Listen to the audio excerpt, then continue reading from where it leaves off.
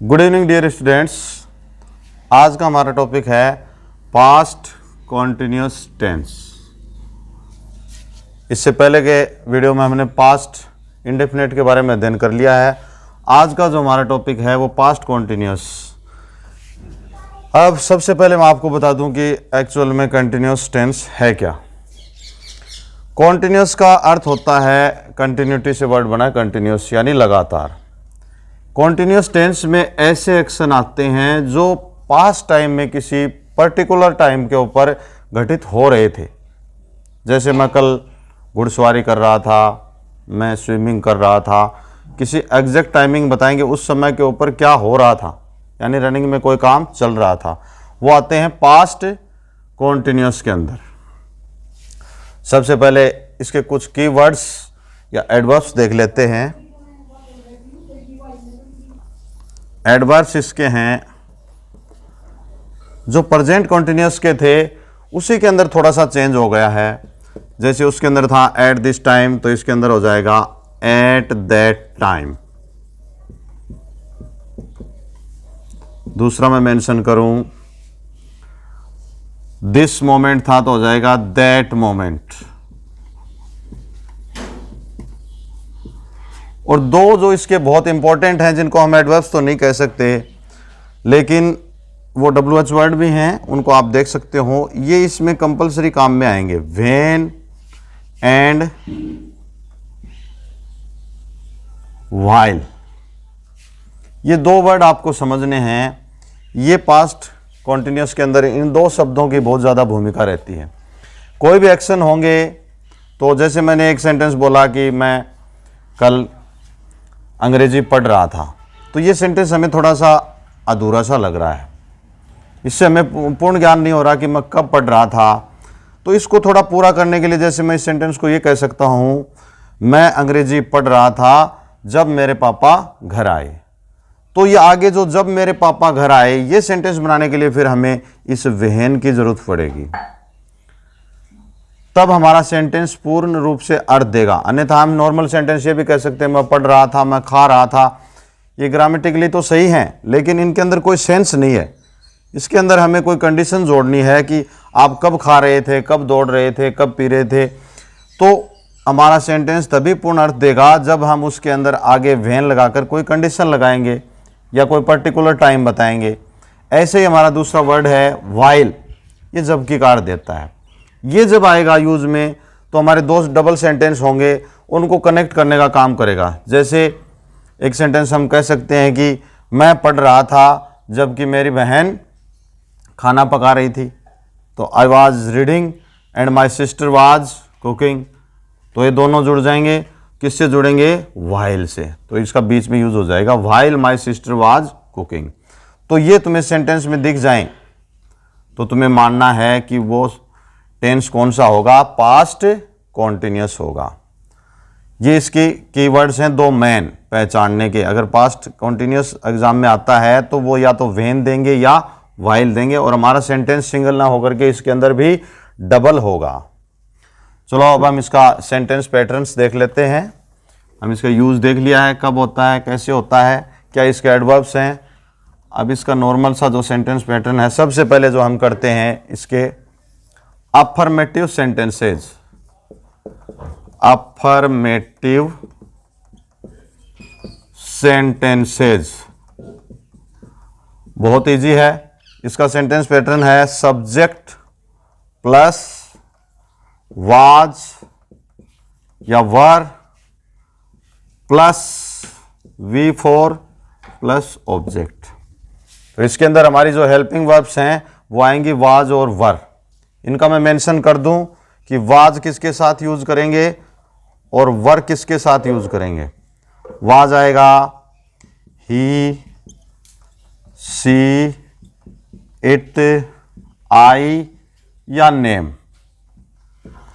वर आएगा we, you और दे या कोई प्लूरल वर्ड, उसके साथ आएगा दे। अब इसके अंदर एक बड़ी मजेदार बात आपने देखोगे, आज तक हम आई का यूज हमेशा करते आ रहे थे किसके साथ? प्लूरल के साथ लेते थे। जितने भी सेंटेंसेस थे उसके अंदर हम आई, वी, यू, दे ये हमने रट रखे थे। लेकिन यहाँ पर ये आई आपको याद रखना है, ऐसा यही एक टेंस है जिसके अंदर आई सिंगुलर माना गया है और ये आएगा ही, सी, इट और आई के साथ। तो ये बात हमें थोड़ी ध्यान में रखनी है। फिर हम चलते हैं आगे मैन वर्ब के ऊपर। मैन वर्ब इसमें आएगी V4। V4 आप पहले ही समझ चुके हो, V1 प्लस ING, इसको हम V4 कहते हैं। यानी कॉन्टिन्यूस जितने भी होते हैं उनके अंदर हमेशा आपको V4 मिलती है, मैन वर्ब की फोर्थ फॉर्म। तो ये इसका सेंटेंस पैटर्न था, ये इसकी हेल्पिंग वर्ब्स थी। अब एक सेंटेंस देख लेते हैं इसके ऊपर। जैसे मैंने एक सेंटेंस लिखा, I was watching TV when my father came. ये सेंटेंस सिर्फ इतना भी हो सकता था, आई वॉज वॉचिंग टीवी, लेकिन मैं टीवी देख रहा था। लेकिन इतना कहने पर सिर्फ एक सेंटेंस ये थोड़ा अधूरा सा लगता कि मैं टीवी देख रहा था, कब देख रहे थे, कोई इसका मेंशन नहीं हो रहा। अब हमने आगे लगा दिया व्हेन माय फादर केम, मैं टीवी देख रहा था जब मेरे पिताजी आए। तो एग्जाम में भी जब आएगा तो सिर्फ इतने सेंटेंस में से नहीं पूछेंगे, वो डबल सेंटेंस आता है। फिर वो यहाँ पर क्या करते हैं, ये व्हेन से हमें पकड़ करनी है कि ये इसके अंदर कौन सा टेंस है, पास्ट कॉन्टिन्यूस है।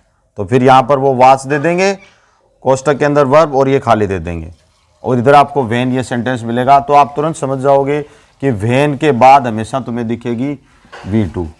और भी इसको मैं सरल शब्दों में कहूँ तो अगर तुम्हें व्हेन दिखे सेंटेंस में तो उसके साथ याद रखना व्हेन के साथ जो सेंटेंस है उसमें V2 होती है, और उसके अलावा जो दूसरा सेंटेंस बनता है उसके अंदर आपको हमेशा वाज वर प्लस V4 भरनी होती है। तो ये इधर वाला पोर्शन देंगे और आपको ये भरवाएंगे, ठीक है। तो आपको समझ जाना है व्हेन प्लस V2 दिख रहा है तो आपको वाज या वर भरना है और उसके साथ मैन वर्ब की फोर्थ फॉर्म आएगी। ये इसका सेंटेंस पैटर्न है, ये मैंने आपको सेंटेंस बनाकर दिखाया। ऐसे ही एक व्हाइल का और कर लेते हैं हम सेंटेंस। जब व्हाइल का यूज करेंगे तो ऐसे होगा, he was reading A novel, his sister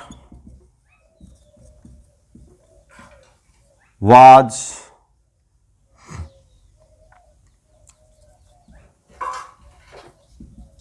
reading a story, वह एक नोवेल पढ़ रहा था, उपन्यास पढ़ रहा था और उसकी बहन एक कहानी पढ़ रही थी। तो he was reading a novel while his sister was reading a story। ये while से कनेक्ट हो जाएंगे दोनों सेंटेंस। तो तुम्हें जब बोर्ड में आएगा, अपने एग्जाम में आएगा तो ये वाइल यहाँ पर लगा हुआ मिलेगा और यहाँ पर खालिस्तान कोष्टक के अंदर रीड भर देंगे और यहाँ खालिस्तान आ जाएगा। तो आपको समझ जाना है वाइल का यूज़ हो रहा है तो वाज वर प्लस V4 भरना है। तो मैं समझ गया हूँ कि ये दोनों व्हेन और वाइल आपके समझ में आ गए हैं। व्हेन और वाइल दिखें तो आपको वाज वर प्लस V4 का यूज़ करना है। अगला इसका सेंटेंस पैटर्न है वो रहेगा नेगेटिव सेंटेंसेज। दूसरे हम बढ़ाएंगे नेगेटिव सेंटेंसेज। इसके अंदर कोई ज़्यादा खास बात नहीं है, subject plus was were plus note लग जाएगा, नोट एक्स्ट्रा मर्ज होता है और plus V4 plus object. Simple सा सेंटेंस बना लेते हैं इसका, जैसे he was not doing anything yesterday। वह कल कोई काम नहीं कर रहा था। नॉर्मल सा सेंटेंस है, सब्जेक्ट हो गया, वाज वर में से आ गया, नोट आ गया और अपनी V4 आ गई। यानी नोट वाले सेंटेंसेस पर आपको ज़्यादा फोकस नहीं करना है। मेन आपको अफर्मेटिव सेंटेंस पर ध्यान देना है एग्जाम की दृष्टि से, और उसमें भी स्पेशली आपको व्हेन और वाइल पर फोकस करना है। इसके बाद इसके तीसरे जो सेंटेंसेज हैं वो देखते हैं। वो बन जाएंगे अपने इंटेरोगेटिव सेंटेंसेज।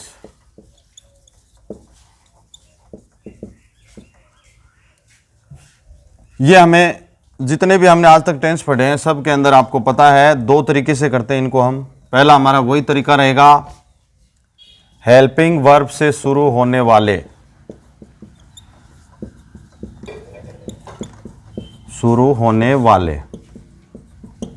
इट मीन्स शुरुआत में हेल्पिंग वर्ब आ जाएगी, तो वाज या वर plus subject plus V4 plus object और आगे इंटरोगेटिव मार्क। यानी हेल्पिंग वर्ब से कब शुरू करते हैं, जब हमारा इंटरोगेटिव वर्ड है वो शुरुआत में होता है। इसका एक example, was he playing cricket when his friend saw him। Was he playing cricket? क्या वो क्रिकेट खेल रहा था जब उसके दोस्त ने उसे देखा? यानी उस टाइम पर, जिस टाइम पर उसका दोस्त आया उसको देखा, तब क्या वो क्रिकेट खेल रहा था? तो हेल्पिंग वर्ब से शुरू हो गया हमारा वाज। वो किसके अकॉर्डिंग लगी? ही के अनुसार। तो ये हमारा पहला तरीका है हेल्पिंग वर्ब से शुरू होने वाले सेंटेंसेज। दूसरा इसका पैटर्न आप देख सकते हैं, वो है WH वर्ड से शुरू होने वाले, WH वर्ड से शुरू होने वाले। इसके अंदर कुछ नहीं है, वही सूत्र रह जाएगा, सिर्फ एक WH वर्ड एक्स्ट्रा जुड़ जाता है। अब हमारा जो सूत्र बन गया WH word plus helping verb plus subject plus V4 और ऑब्जेक्ट और आगे इंटरोगेटिव मार्क है। अब WH वर्ड से वो शुरू होते हैं जिनके अंदर इंटरोगेटिव वर्ड शुरुआत में न होकर सेंटेंस में कहीं पर भी हो सकता है। तो हमें क्या करना है, जो इंटरोगेटिव वर्ड है उसके अकॉर्डिंग शुरुआत में WH वर्ड यूज करना है, उसके बाद हेल्पिंग वर्ब यूज करनी है वो सब्जेक्ट के अनुसार, और उसके बाद मेन वर्ब की फोर्थ फॉर्म। इसका एक एग्जांपल देख सकते हो, why were you beating him. Why were you beating him, तुम उसे क्यों पीट रहे थे? तो ये हमारा जो क्यों वर्ड है उसके लिए हमारा WH वर्ड क्या है? वाई। तो वो हमने शुरुआत में यूज लिया। फिर हमारी हेल्पिंग आई वर, वो किसके अकॉर्डिंग? यू के अकॉर्डिंग। तो ये दूसरा पैटर्न है जिसमें WH वर्ड से शुरुआत होगी और उसके बाद हेल्पिंग वर्ब आएगी। अब आप तीनों सेंटेंसेस पैटर्न देख चुके हो, अफर्मेटिव, नेगेटिव और इंटेरोगेटिव। अब मैंने जैसा कि शुरू में बताया था, इसके अंदर गाइड में आप कहीं पर भी देखोगे आपको सबसे पहले यही बताया जाएगा कि पास्ट कॉन्टिन्यूअस क्या है। हिंदी वाक्यों के अंत में प्राय रहा था, रही थी, रहे थे आदि पाए जाते हैं। ये एक्चुअल में 100% सही नहीं है, हाँ पाए जाते हैं, लेकिन जैसे एक सेंटेंस मैं लिख रहा हूं, मैं इंग्लिश में लिख देता हूं आपको, आई वॉज टेकिंग लंच। अब सेंटेंस तो इतना भी सही है, आई वॉज टेकिंग लंच, मैं लंच ले रहा था, लेकिन ये अधूरा सेंटेंस है। ये कोई सिंपल सेंटेंस नहीं हो सकता है। हाँ, किसी सेंटेंस का ये उत्तर हो सकता है। मैंने जब आपसे, किसी ने आपसे क्वेश्चन किया कि कल तुम क्या कर रहे थे, कल 2 बजे तुम क्या कर रहे थे, तो आपने उत्तर दिया आई वॉज टेकिंग लंच, मैं लंच ले रहा था। तो ये इसका उत्तर तो हो सकता है, लेकिन सिर्फ इतना कहना कि मैं लंच ले रहा था, ये वाक्य अधूरा है। इसको पूरा करने के लिए हमें फिर कुछ न कुछ एडिशनल सेंटेंस इसके अंदर व्हेन और व्हाइल का यूज करके जोड़ना पड़ता है। तो जैसे मैं इसको जोड़ दूं, व्हेन माय फ्रेंड केम, जब मेरा दोस्त आया मैं लंच ले रहा था। तो अब ये सेंटेंस अपने आप में पूर्ण अर्थ देता है। हालांकि सेंटेंस आपका इतना भी सही है ग्रामेटिकली, लेकिन जब हम इसको और अच्छी तरीके से क्लियर करें तो हमें वेन प्लस V2 जोड़ना पड़ता है। इसके बाद आप कह सकते हैं कि ये सेंटेंस अपना पूर्ण अर्थ दे रहा है। और अब एक्चुअल में यही पास्ट कॉन्टिन्यूअस टेंस है। इट मीन्स पास्ट का ऐसा एक्शन जो किसी पर्टिकुलर टाइम पर हो रहा था उसको हम कहते हैं past continuous tense. I think अब आप पूर्ण रूप से इस टेंस को समझ चुके हो।